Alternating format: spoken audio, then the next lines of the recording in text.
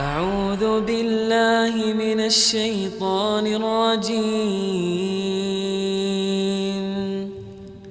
بسم الله الرحمن الرحيم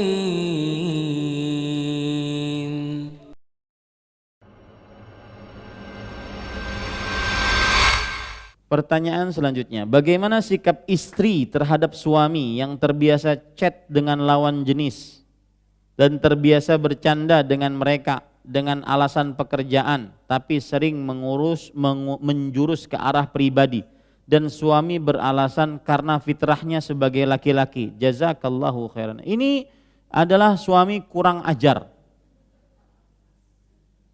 Ya, sama bilang ke suaminya, ujar Ustadz pian suami kurang ajar. Kenapa? Karena sudah menggagalkan kesucian pernikahan. Ya, itu alasan bagi laki-laki. Tidak diperbolehkan seorang lelaki berhubungan dengan seorang perempuan kecuali untuk kemaslahatan agama. Seperti seorang perempuan bertanya kepada ahli agama, sebagaimana para sahabiat bertanya kepada Rasulullah sallallahu alaihi wasallam. Dan itu akan mendekatkan kepada perbuatan zina. Dan dari pertanyaannya, suaminya sudah ngaku, itu fitrahnya laki-laki. Berarti dia sudah tergoda. Ini ibu-ibu, saudari-saudari muslimah yang dimuliakan oleh Allah. Dan jujur, syaitan sangat licik. Bagi laki-laki, ini rahasia laki-laki. Bagi laki-laki terkadang berhubungan hanya sekedar telepon, chat dengan wanita yang tidak sah lebih indah mengawang-ngawang dibandingkan bersayang-sayangan dengan istrinya. Ya. Ini ibu-ibu, saudari-saudari muslimah yang dimuliakan Allah. Kenapa? Karena si laki-laki ini belum merasakan pahitnya dengan perempuan tersebut. Sedangkan dia sudah merasakan bagaimana dengan istrinya. Dia sudah tahu luar dalamnya. Maka akhirnya ada semacam kebosanan dengan istrinya tersebut.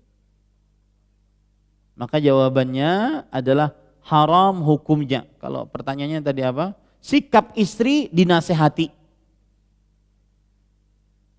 Ya, sebutkan bahwasanya ini mendekatkan seorang lelaki kepada perbuatan zina. Sebutkan itu. Wala taqrabuz zina. Ya, dan itu bukan permasalahan yang remeh. Karena ini adalah berarti mengkhianati perjanjian suci pernikahan. Wallahu a'lam. Dan ibu dalam menghadapi suami seperti itu harus ribet. Harus ribut. Kenapa? Karena yang ada nanti adalah melecehkan pernikahan.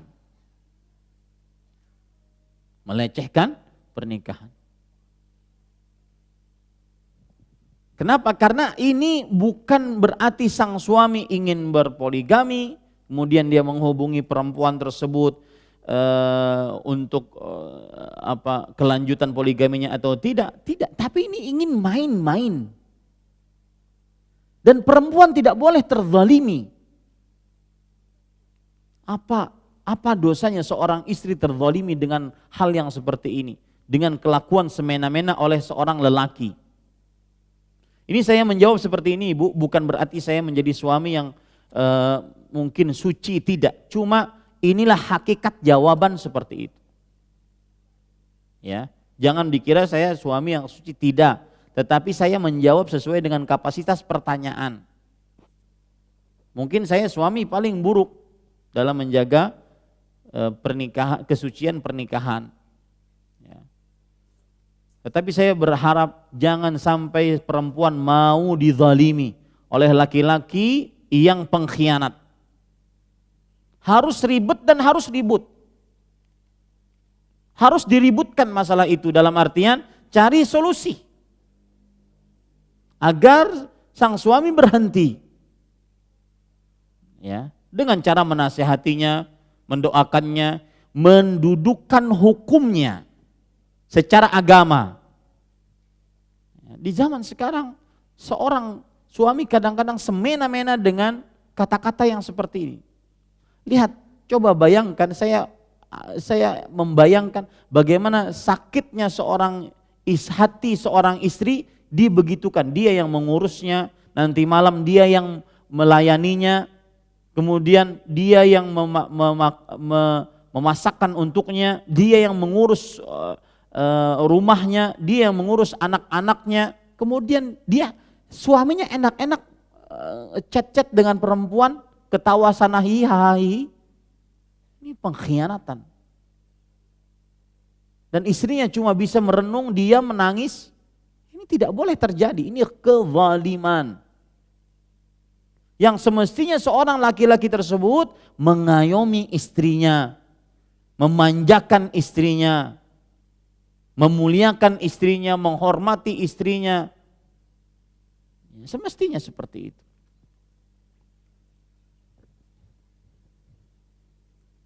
Kenapa saya agak keras dalam masa ini, Bu? Karena perempuan dia mudah terzalimi dalam hal ini. Dengan sikap laki-laki yang semena-mena di dalam pertanyaan ini. Ini tidak benar. Dan ini sering, saya waktu di Dammam saya mendapati kejadian seperti ini, banyak. Seorang suami diketahui oleh istrinya, transfer uang dari Arab Saudi ke perempuan, mantan. Belum move on dari mantan. Ya. Ini ibu-ibu, saudari-saudari muslimah yang dimuliakan oleh Allah. Mantannya sudah punya suami lagi. Sudah punya anak lagi. Dan suaminya dimanfaatkan oleh si mantan. Minta pulsa, minta kuota, ente hubungannya apa? Ketika sang istri menasihati suaminya, maka sang suami dengan semena-mena mengatakan apa? Sudah, kamu tugasnya cuma taat kepada saya. Adapun urusan saya, itu bukan urusanmu. Ini enggak bisa.